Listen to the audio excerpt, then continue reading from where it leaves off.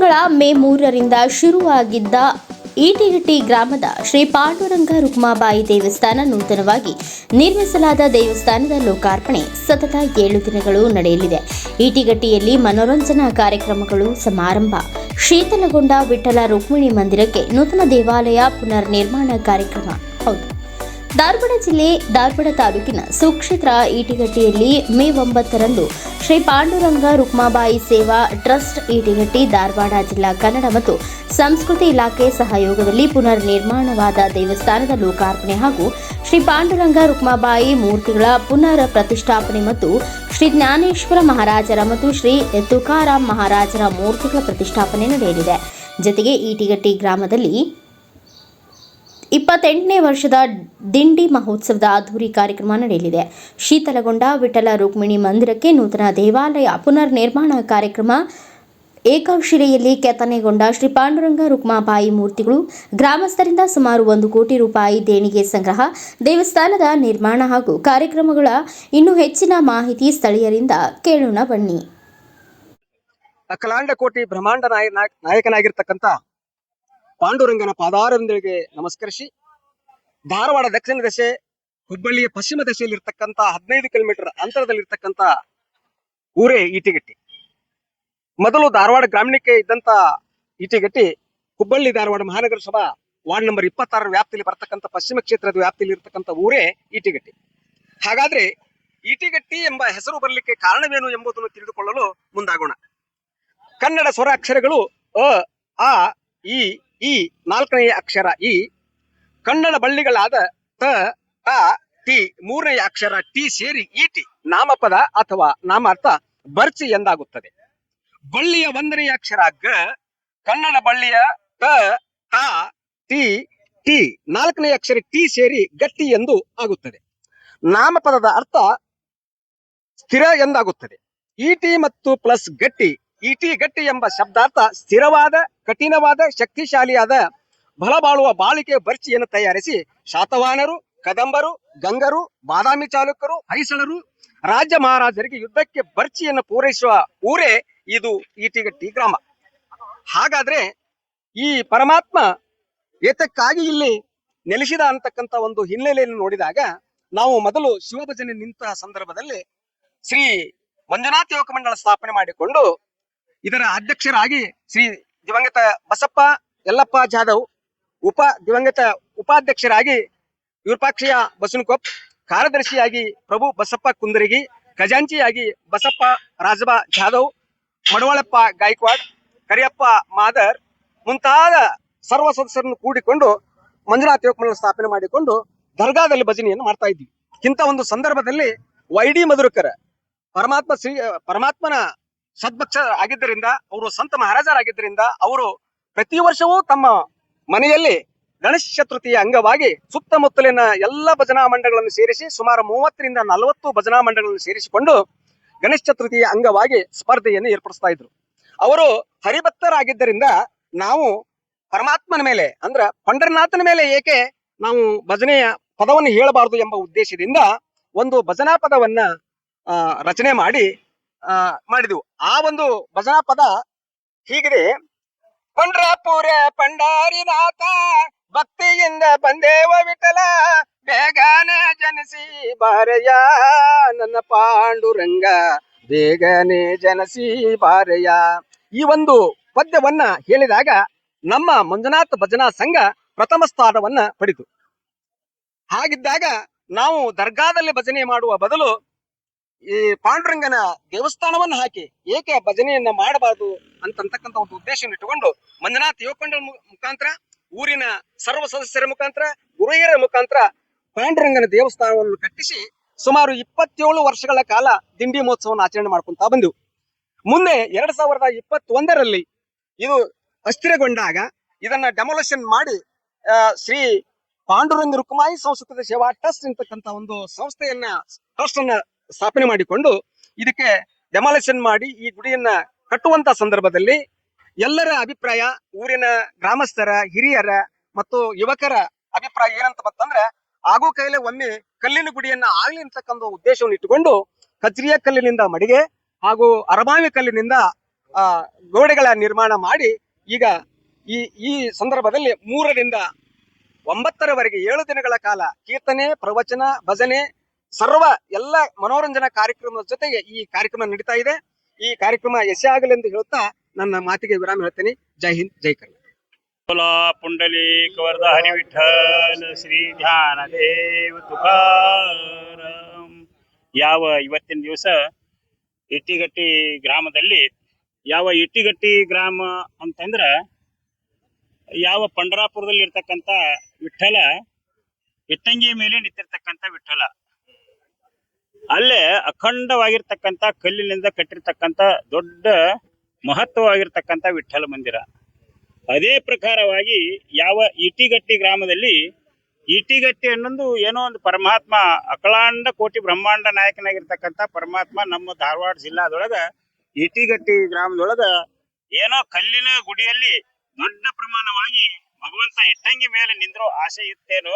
ಆದ ಕಾರಣ ತಾವೆಲ್ಲರೂ ಸಂತರು, ಮಹಾತ್ಮರು, ಶರಣರನ್ನ ಬರಮಾಡಿಕೊಂಡು ಯಾವ ಮರಾಠಿ ಅಭಂಗದ ಪ್ರಕಾರದಲ್ಲಿ ಸಂತಾಚ ಸಂಗತಿ ಪ್ರೇಮಾಚ ಕನ್ನೋಳ ಆನಂದ ಗೋಪಾಳ ಮಾಜಿ ಕೇಳೆ ಅಂತ ಮಹಾತ್ಮರ ಹಾಡಿದ ಪ್ರಕಾರ ಏನಪ್ಪಾ ಅಂದ್ರೆ, ಮಹಾತ್ಮರು ಇವತ್ತಿನ ದಿವಸ ನಾಮಸ್ಮರಣೆ ಜಪವನ್ನು ಇಲ್ಲಿ 3/5/2025 ಮುಂದ 9ನೇ ತಾರೀಕಿನ ಮಠ ಯಾವ ಅನಂತವಾಗಿರ್ತಕ್ಕಂಥ ಕಾರ್ಯಕ್ರಮ, ಅಖಂಡ ಕೋಟಿ ಬ್ರಹ್ಮಾಂಡ ನಾಯಕನಾಗಿರ್ತಕ್ಕಂಥ ಪರಮಾತ್ಮನ ಸೇವೆ ಇಲ್ಲಿ ನಡೀತಾ ಇದೆ.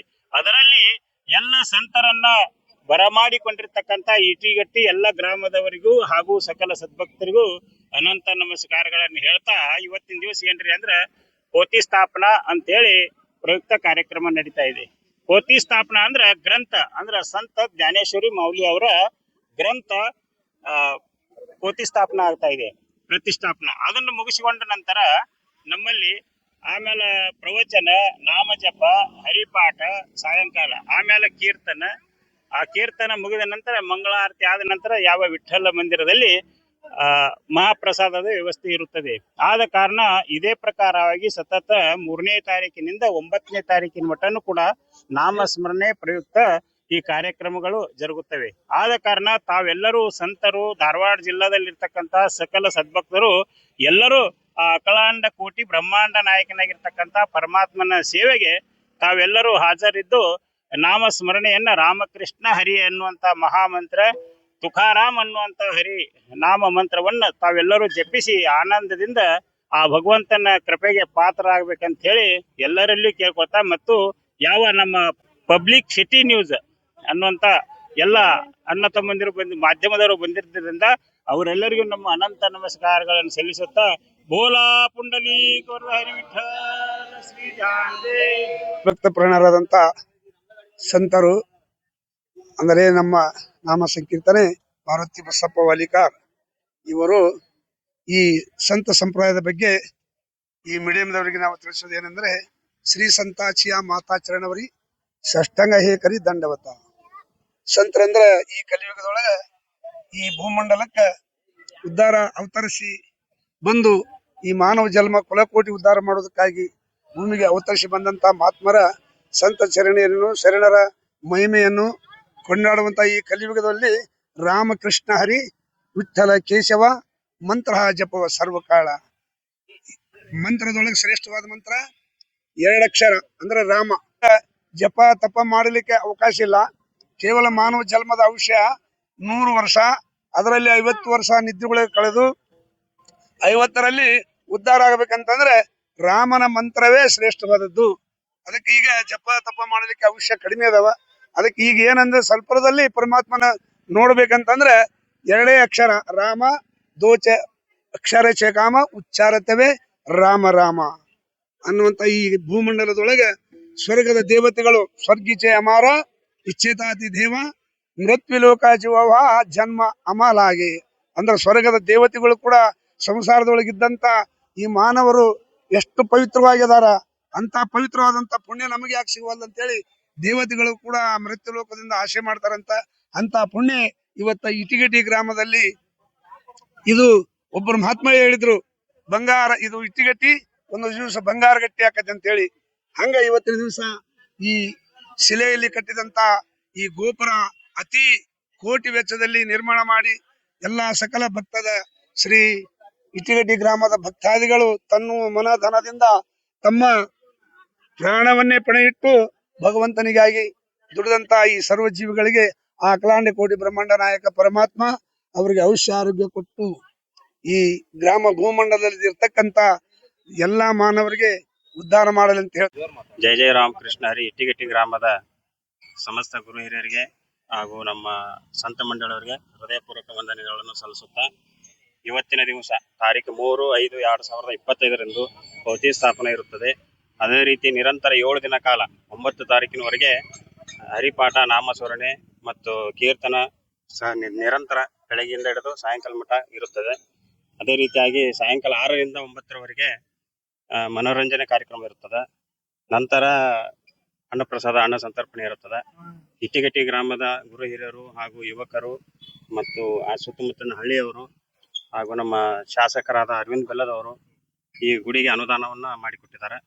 ಅದೇ ರೀತಿಯಾಗಿ ನಮ್ಮ ಕಮಿಟಿಯವರು ಗೌರವ ಅಧ್ಯಕ್ಷರಾದಂಥ ಮಡವಳಪ್ಪ ಗಾಯಕವಾಡ್ ಅವರು, ಆಮೇಲೆ ನಮ್ಮ ಅಧ್ಯಕ್ಷರಾದಂಥ ಪ್ರಭು ಕುಂದ್ರಿಗಿ ಅವರು, ಕಾರ್ಯದರ್ಶಿಯಾದಂಥವ್ರು ಆನಂದ್ ಬಸಪ್ಪ ಜಾಧವ್ ಅವರು, ಹಾಗೆ ಸಹ ಕಾರ್ಯದರ್ಶಿಯಾದಂಥವ್ರು ವಿಜಯ್ ಬಸವಕಪ್ಪದವರು, ಎಲ್ಲರೂ ಕೂಡಿ ನಾವು ಈ ಗುಡಿಯನ್ನ ನೂತನವಾಗಿ ಅದ್ಭುತವಾಗಿ ಮಾಡಿಸಿದ್ದೇವೆ.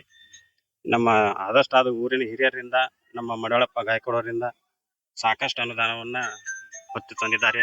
ಸುತ್ತಮುತ್ತ ಹಳ್ಳಿಯಿಂದ, ಜಿಲ್ಲಾ ಅಥವಾ ಸುತ್ತಮುತ್ತ ಹಳ್ಳಿಯಿಂದ ಆಯ್ತು ಸರ, ನಮ್ಮ ಪಂಡ್ರಪುರದಿಂದ ಆತ್ರಿ. ಪ್ರತಿಯೊಬ್ಬರು ದಯಮಾಡಿ ಈ ಪಾಂಡುರಂಗನ ಗುಡಿಯಲ್ಲಿ ಈ ಭಗವಂತನ ಆಶೀರ್ವಾದ ಪಡಿಬೇಕಂತೇಳಿ ವಿನಂತಿ ಒಪ್ಪಿಕೊಳ್ಳುತ್ತೇನೆ. ಪ್ರಸಾದ ನಿರಂತರ 7 ದಿನ ಕಾಲ ಮಧ್ಯಾಹ್ನ ಸಾಯಂಕಾಲ ಇರುತ್ತದೆ. ಮತ್ತೆ ಅದೇ ರೀತಿಯಾಗಿ ಊರಿನ ಗ್ರಾಮ ದೇವತೆ ದ್ಯಾಮವ್ವ ದುರ್ಗವ್ವ ದೇವಸ್ಥಾನದ ಅದು ಜಾತ್ರೆಯನ್ನು ಪ್ರಾರಂಭ ಹಾಕಿದ 6ನೇ ತಾರೀಕಿಂದ 4 ತಾರೀಕಿಂದ ಅದು 11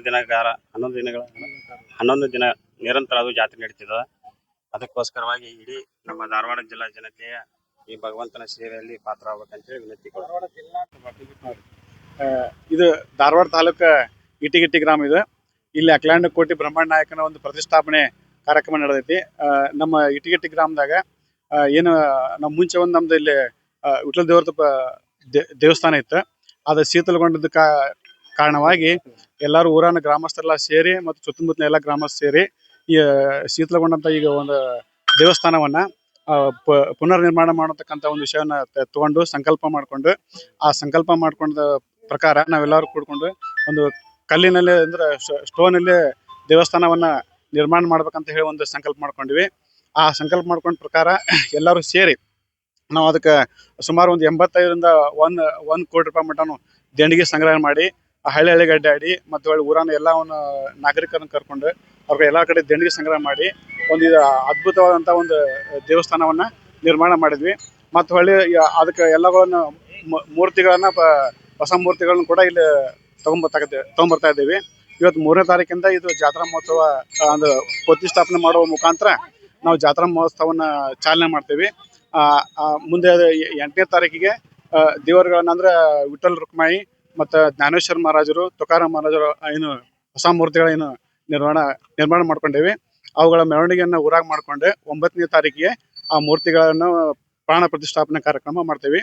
ಅವತ್ತು 9ನೇ ತಾರೀಕಿಗೆ ಮಾನ್ಯ ಶಾಸಕರಾದಂಥ ಅರವಿಂದ್ ಬೆಲ್ಲ ಸಾಹೇಬ್ರ ಕಡೆಯಿಂದ ದೇವಸ್ಥಾನವನ್ನ ಏನು ಸಾರ್ವಜನಿಕರಿಗಾಗಿ ಇದನ್ನ ಲೋಕಾರ್ಪಣೆ ಮಾಡ್ತಾ ಇದ್ದೇವೆ. ಮತ್ತು 8ನೇ ತಾರೀಕಿಗೆ ಅವತ್ತು ಏನು ಮೂರ್ತಿಗಳನ್ನ ಇದನ್ನು ಊರಾಗೆಲ್ಲ ಮೆರವಣಿಗೆ ಮಾಡಿ ಅವತ್ತು ರಾತ್ರಿ ಧಾನ್ಯವಾಸ ಮತ್ತು ಎಲ್ಲ ಒಂದು ಏನು ನಮ್ಮ ಎಲ್ಲ ದಾನವಾಸ ಮಾಡಿ ಹೋಮ ಹವನಗಳ ಮುಖಾಂತರ 9ನೇ ತಾರೀಕಿಗೆ ಪ್ರಾಣ ಪ್ರತಿಷ್ಠಾಪನೆ ಮಾಡ್ತಕ್ಕಂಥ ಕಾರ್ಯಕ್ರಮ ಕೂಡ ಇಲ್ಲಿ ನಡೀತೈತೆ. ಈಗ 3ನೇ ತಾರೀಕಿಂದ 9ನೇ ತಾರೀಕು ಮಾಡಾನು ನಿರಂತರವಾಗಿ ಅನ್ನ ದಾಸೋಹ ಕಾರ್ಯಕ್ರಮ ಕೂಡ ಇಲ್ಲಿ ನಡೆಯಕತ್ತೈತಿ. ಅದಕ್ಕೆ ಎಲ್ಲ ಊರಾಗಿನ ಗ್ರಾಮಸ್ಥರು ತಮ್ಮ ತನು ಮನ ಧನ ಸಹಾಯದಿಂದ ಮಾಡಿ ನಿರಂತರವಾಗಿ 7 ದಿವಸಗಳವರೆಗೆ ಅನ್ನ ದಾಸೋಹ ಕಾರ್ಯಕ್ರಮ ಕೂಡ ನಡೀತೈತಿ. ಅದಕ್ಕೆ ಯಾರು ಊರಾನರಿಗೆ ಒಟ್ಟ ಏನು ಒಲಿಗೆ ಬೆಂಕಿ ಹಾಕ್ದಂಗ ಎಲ್ಲರೂ ಗ್ರಾಮಸ್ಥರು ಬಂದು ಅಲ್ಲಿ ಒಂದೇ ಕಡೆಯಿಂದ ಅನ್ನ ಪ್ರಸಾದ ಮಾಡೋದು ಒಂದು ವ್ಯವಸ್ಥೆ ಕೂಡ ಆಕತಿ. ಇದು ಇನ್ನು ಮುಂದೆ ಪ್ರತಿ ವರ್ಷನೂ ನಾವು ದಿಂಡಿ ಮಹೋತ್ಸವನ ಹಂಗ ಮಾಡ್ಕೊತ ಹೋಗ್ತೀವಿ. ಈಗ ಆಲ್ರೆಡಿ 28ನೇ ದಿಂಡಿ ಮಹೋತ್ಸವ ನಮ್ದಿದೆ. ಈ 28 ದಿಂಡಿ ಮಹೋತ್ಸವ ನಾವು ಹೊಸ ದೇವಸ್ಥಾನ ಕೂಡ ಇಲ್ಲಿ ನಿರ್ಮಾಣ ಮಾಡಿದ್ವಿ. ಪ್ರತಿ ವರ್ಷನೂ 3 ದಿವಸ ನಾವು ಇಲ್ಲಿ ದಿಂಡಿ ಉತ್ಸವ ಮಾಡಿ ಭಗವಂತನ ಒಂದು ಆರಾಧನೆ ಕೂಡ ಇಲ್ಲಿ ಮಾಡ್ತಾ ಇದ್ದೀವಿ.